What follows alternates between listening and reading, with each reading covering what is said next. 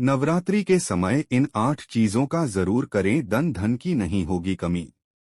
नमस्कार दोस्तों, स्वागत है आपके अपने चैनल सबकी बात पर। दोस्तों, नवरात्रि में दान पुण्य को भी बेहद शुभ एवं लाभकारी माना गया है। दान पुण्य करते समय इस बात का ज्ञान होना भी अत्यंत आवश्यक है कि हमें किन चीजों का दान करना चाहिए और किन वस्तुओं का दान बिल्कुल भी नहीं करना चाहिए। आज हम इसी से जुड़ी जानकारी आपके लिए लेकर आए हैं।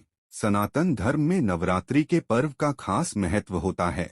हिंदू पंचांग के अनुसार अभी चैत्र नवरात्रि चल रहा है। नवरात्रि के समापन से पूर्व मां दुर्गा की कृपा पाने के लिए कुछ चीजों का अवश्य दान करना चाहिए। धार्मिक मान्यताओं के अनुसार माता रानी जिस भक्त पर अपनी कृपा बरसती हैं, उसके जीवन में आ रहे सभी कष्ट दूर होते हैं। चैत्र नवरात्रि में देवी दुर्गा की शक्तियों की आराधना के यह 9 दिन परम मंगलकारी माने जाते हैं। जानकारी के लिए बता दें कि ज्योतिष शास्त्र में नवरात्रि के दौरान करने वाली कुछ ऐसी चीजों का दान बताया गया है, जिनको अगर आप नवरात्रि के इन पावन दिनों में करते हैं तो न सिर्फ इससे आपके ऊपर देवी की अपार कृपा बरसेगी, बल्कि भाग्य भी आपका चमक उठेगा।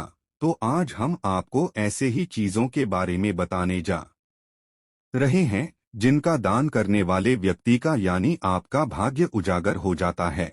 दोस्तों, चलिए जानते हैं इन पावन 9 दिनों में आप किन किन वस्तुओं का दान कर सकते हैं, जो कि आपके लिए अत्यंत कल्याणकारी सिद्ध होगा। साथ ही हम जानेंगे कि किन चीजों का दान भूलकर भी ना करें। लेकिन वीडियो में आगे बढ़ने से पहले अगर आप भी चाहते हैं कि लक्ष्मी माता का आशीर्वाद आप पर बना रहे, तो इस वीडियो को एक लाइक करें और चैनल को सब्सक्राइब करें। कमेंट बॉक्स में जय लक्ष्मी माता जरूर लिखें। नवरात्रि में किन चीजों का दान है अत्यंत कल्याणकारी? नंबर 1, केला। शास्त्रों के मुताबिक नवरात्रि के दिनों में मां दुर्गा की कृपा पाने के लिए केले का दान जरूर करना चाहिए। माना जाता है कि केले का दान करने से घर में बरकत आती है, साथ ही माता रानी की हमेशा आप पर कृपा बनी रहती है। साथ ही यह भी कहा जाता है कि इससे उनके घर में धन धान्य बनने के भी योग बनते हैं। जो लोग दरिद्रता से निजात पाना चाहते हैं, उन्हें केले का दान जरूर करना चाहिए। हो सके तो केले का दान किसी जरूरतमंद को ही करें। ऐसा करने से मां दुर्गा खुश होगी और आप पर हमेशा अपनी कृपा बनाए रखेंगे। नंबर 2, लाल चूड़ियां।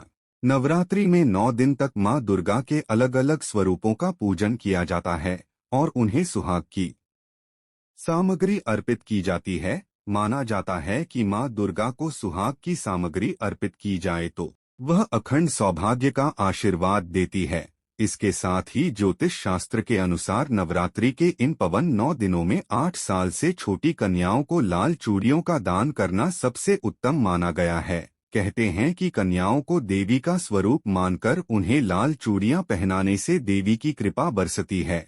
शास्त्रों में वर्णित है कि जो लोग श्रद्धा भाव व प्रसन्न मन से कन्याओं को लाल चूड़ियों का दान करते हैं, उनके घर में हमेशा बरकत बनी रहती है और जीवन सुख समृद्धि से भरा रहता है। नंबर 3, वस्त्र। नवरात्रि के 9 दिनों में कन्याओं को वस्त्र दान करना भी शुभ माना गया है। माना जाता है कि कन्याओं को यदि वस्त्र दान किया जाए तो घर से नकारात्मक शक्तियां दूर होती है, दुख दरिद्रता का नाश होता है, वही परिवार के सदस्यों को स्वास्थ्य का सुख मिलता है, यानी रोगों से राहत मिलती है। ध्यान रहे, नए वस्त्रों का दान ही करें, पुराने या फटे कपड़े भेंट न करें। इसके अलावा बता दें कि धार्मिक मान्यताओं के अनुसार देवी दुर्गा को सुहाग का सामान अति प्रिय है। नवरात्रि के दौरान किसी भी दिन मेहंदी लाकर मां दुर्गा को अर्पित कर दें। साथ ही साथ मेहंदी 7 सुहागन स्त्रियों में दान करें। कहते हैं कि मेहंदी लगाकर स्त्रियां जितना प्रसन्न होगी, देवी दुर्गा भी उतनी ही प्रसन्न होकर आप पर अपनी कृपा बरसाएगी। इसके अलावा माना जाता है कि मेहंदी का दान करने से धनधान्य के योग भी बनते हैं। नंबर 4, किताबें। किताबें का दान महादान माना गया है। माना जाता है कि नवरात्रि के दिनों में किताबों का दान करने से बहुत लाभ मिलता है। इससे व्यक्ति के जीवन में कभी दुख नहीं आते और मां दुर्गा के साथ ही मां सरस्वती का आशीर्वाद भी भक्तों पर बना रहता है। इसलिए आप अष्टमी या नवमी नवरात्रि तिथि संपन्न होने से पहले कन्या पूजन के दौरान किताबों का दान कर सकते हैं। इसके अलावा नवरात्रि पर कन्याओं को खिलौने का दान करने से जीवन में खुशहाली बनी रहती है। इसलिए आप कन्या पूजन पर खिलौने का दान कर सकते हैं। नंबर 5, इलायची। इलायची एक ऐसी खास सामग्री है जिसे पूजा पाठ में प्रयोग किया जाता है। नवरात्रि में मां की पूजा में भी इलायची का महत्व माना गया है। वहीं नवरात्रि में इलायची का दान भी बहुत शुभ माना गया है। माना जाता है कि नवरात्रि में इलायची का दान व्यक्ति को नौकरी और व्यापार के क्षेत्र में तरक्की के योग बनता है। तो आप भी यदि नौकरी या बिजनेस से में तरक्की चाहते हैं तो इलायची का दान जरूर करें।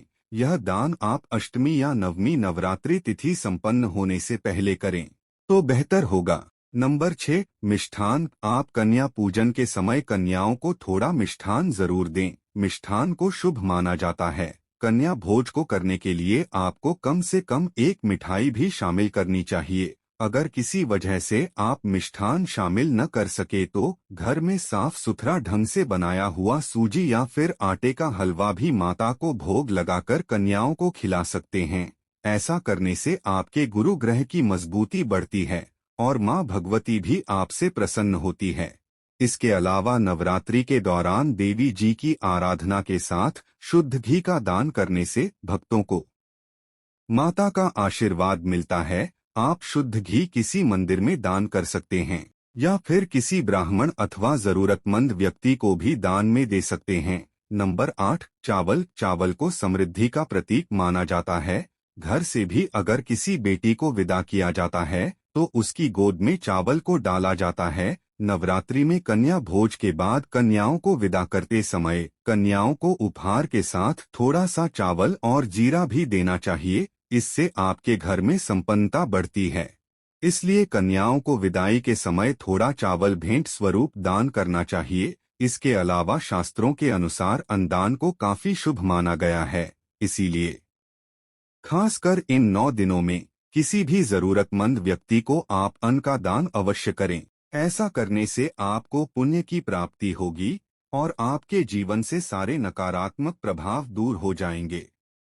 नंबर 8, दक्षिणा। कन्याओं को चलाते समय दक्षिणा के बगैर कभी भी विदाई नहीं देनी चाहिए। दक्षिणा के बिना कन्या पूजन पूरा नहीं होता है। आप अपनी समर्थ के अनुसार कुछ भी दें, लेकिन दक्षिण जरूर दें। यह तो हुई दान देने की बात। आइए अब जान लेते हैं कि आपको नवरात्रि में क्या क्या दान करने से बिल्कुल बचना चाहिए। इन चीजों का दान भूलकर भी नहीं करना चाहिए। नंबर 1, लोहा। कहा जाता है कि नवरात्रि पर्व के 9 दिनों में किसी भी व्यक्ति को लोहे के सामान का दान करने से बचना चाहिए। यह दान मंगलकारी माना जाता है।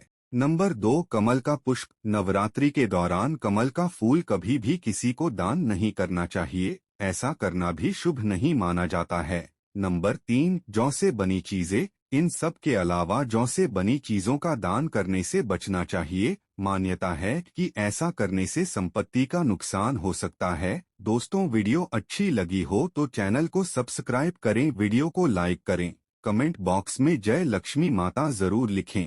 लक्ष्मी माता का आशीर्वाद आप सब पर बना रहे। धन्यवाद।